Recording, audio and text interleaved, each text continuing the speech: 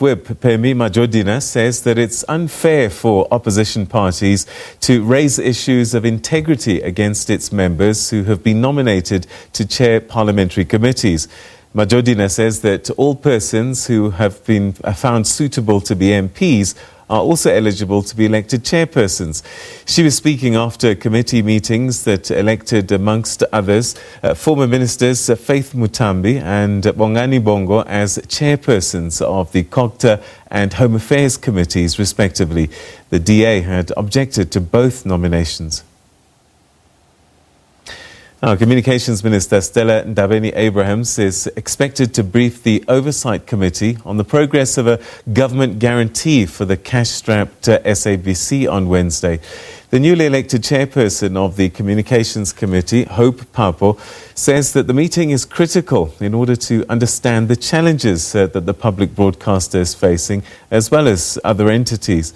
We now cross to our parliamentary correspondent, Bulelani Phillip, in Parliament. Good afternoon to you guys in studio. Well, it's been a busy day here in Parliament as committees are busy electing their chairpersons as well as drafting a program for this term. Of course, in the Communications Committee, Mr. Hope Papo emerged as the chairperson of the committee. He now joins me for a good chat. Firstly, congratulations on your election. Thank you very much, and it's going to be an important responsibility for the country. And just the areas of focus for you as the committee, what would you say you'll be focusing on in this 6th Parliament? We'll be focusing on the work which started in the last Parliament. It's related to the integration of communication and telecommunications. Now, the President has announced that a new department, which will obviously, that has to be taken on board, communication and digital technology. So it's the whole area of technology. And linked to that is the 4th Industrial Revolution, which is here in the country. People talk about it coming. It's already here. And that Industrial Revolution is very critical for jobs of new jobs and jobs of the future. And the whole area also involves the population, particularly young people, who have to participate in the 4th Industrial Revolution. So we'll be focusing on oversight in relation to communication and the area of digital technology. Now, one of the issues that has been recurring in this committee is the issue of data costs.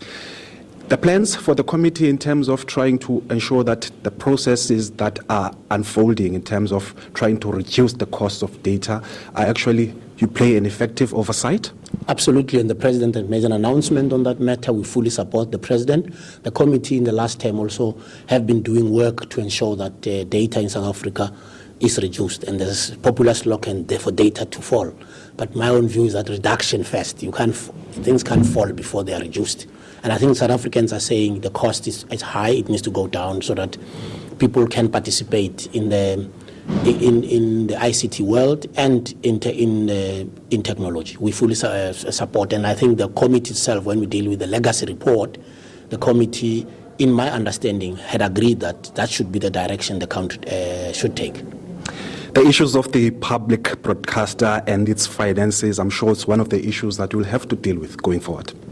Yes, the public broadcaster itself and all other agencies. We're going to interact with the minister from tomorrow in the next 2 weeks, and some of the issues will be getting clarity on is their approach to this public broadcaster. The public broadcaster is very important to the country because it services the overwhelming majority of citizens. So we'll actually hear from the minister exactly what plans are in place. We want the public broadcaster to continue serving the people of South Africa. It will be a disaster not to have a public broadcaster, but the details, we will actually engage with the minister on that.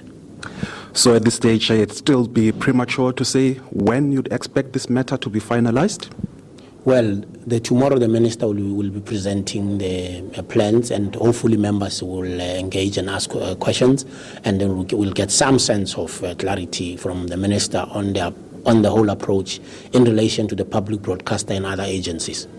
All right, thank you so much, Mr. Hope Papo, who is, of course, the newly elected chairperson of the Communications Committee. We now cross back to you guys in studio.